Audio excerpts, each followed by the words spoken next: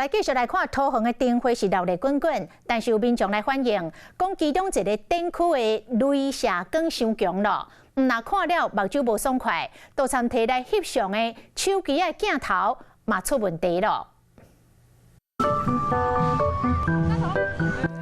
来到灯会，囡仔有够欢喜，四处翕，大人赶紧去记录囡仔古水的身影，是讲入去到镭射区了后，手机也煞变成满天星。那个光线真的对我来说太亮了，所以我觉得对我女儿来说应该也不是很友善，我就把她带下去。过没2天要拍照的时候，发现怎么会有一条线，一条很整齐的光点连在那边。拍开手机的镜头，放大一个看，1点光光124。 这个民众顶礼拜去桃园的灯会，手机镜头因为镭射的关系报销去啊。他是说换一个镜头大概2800，就是当一个自己很衰的概念去换一下，就是这不能国赔吧？很好笑哎。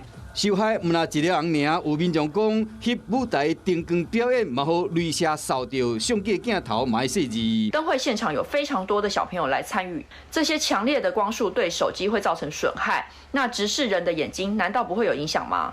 针对这点，桃园市政府回应讲，南昌公园的灯光表演是以规面伫表现。另外，虎头山互动的灯组，伫日开展前已经调降镭射的功率。不过，你若用相机也是手机啊，直接翕这个光，有可能会受伤害。仿佛置身于电流的奇幻世界幻境中。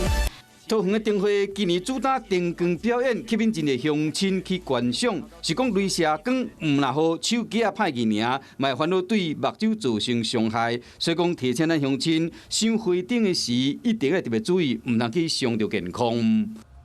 Hello， 我是主播王韵竹。想要抢先掌握最及时的新闻资讯吗？赶快订阅、按赞、开启小铃铛，随时锁定华视新闻 YouTube 频道。